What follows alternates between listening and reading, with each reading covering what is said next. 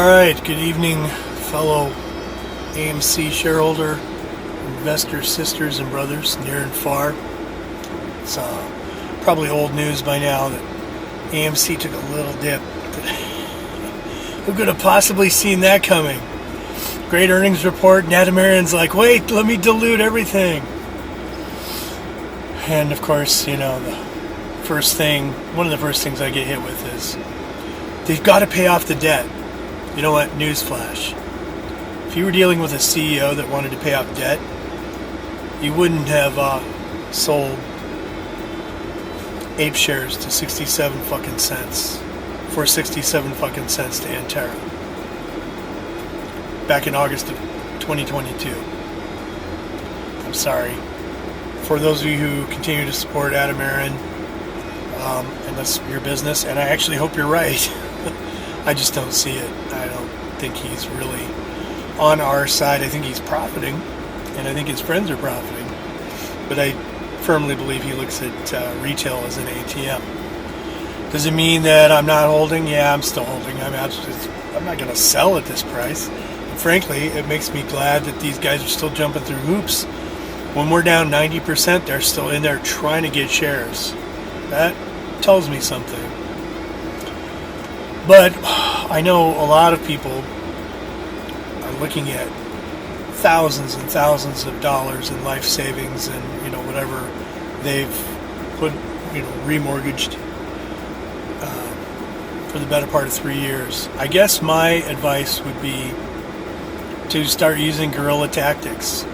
And what I mean by that is, one of the last CEOs I dealt with directly had me in a world of hurt. I was a vice president for a company, and it took me too long to figure out he was probably embezzling, and he most certainly was driving our multi-million-dollar venture into the ground, and my hands were tied in terms of dealing with him. And what I finally realized from like a tactical standpoint was I needed that guy to pay me to go away. And so I knew what I needed to do was make his life absolutely miserable. So I got online. The internet was still kind of new back then, but I found out top 10 list of things that mean your boss is probably embezzling, and I printed out about 30 copies and just stapled them to the fucking wall of the office. And within a few days, I was invited to stay home to work and given compensation to do so. I'm going to say that making a call to AMC Corporate, if even only a percentage of us called and said, hey, I want to talk to a board rep. I want to know exactly why this is happening, what the plan is to bring me as a shareholder back up and make things whole again, because I'm down 90%. I think it might be more than that now for most of us. I think if 3,000 to 5,000 calls like that come in every day for the rest of whatever, and maybe some calls to the SEC as well, and just say, hey, look, this looks like collusion as of today, and the timing of this whole thing, some of it looks like insider trading or being complicit in that. That's what I would do.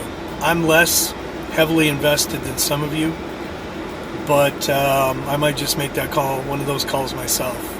I've kind of moved on and I'm invested in other things, but I'm not selling AMC, certainly not at this price.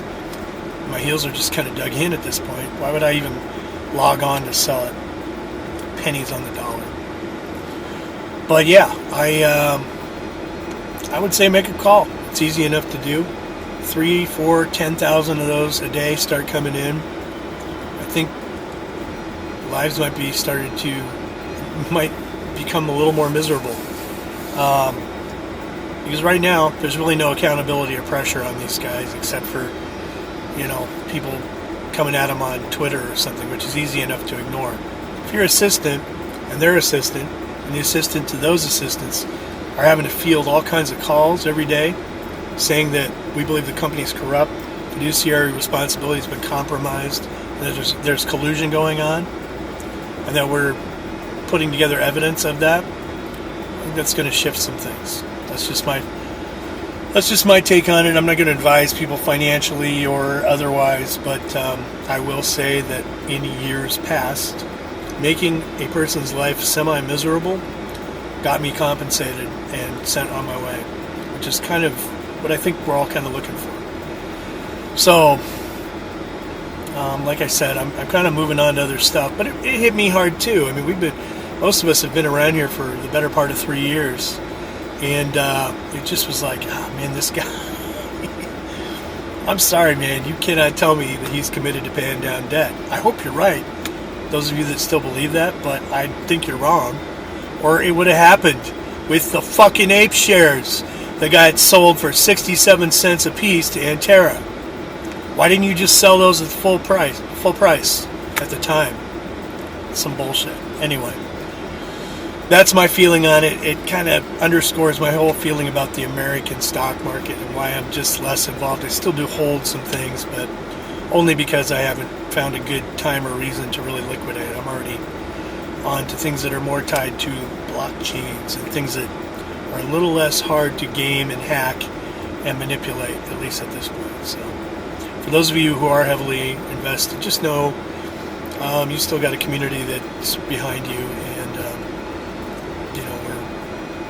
a lot of us are still holding for each other, regardless of whether there's an actual squeeze. I think there is money to be had, so that's why I stay involved. Anyway, hang in there, and we'll talk again soon.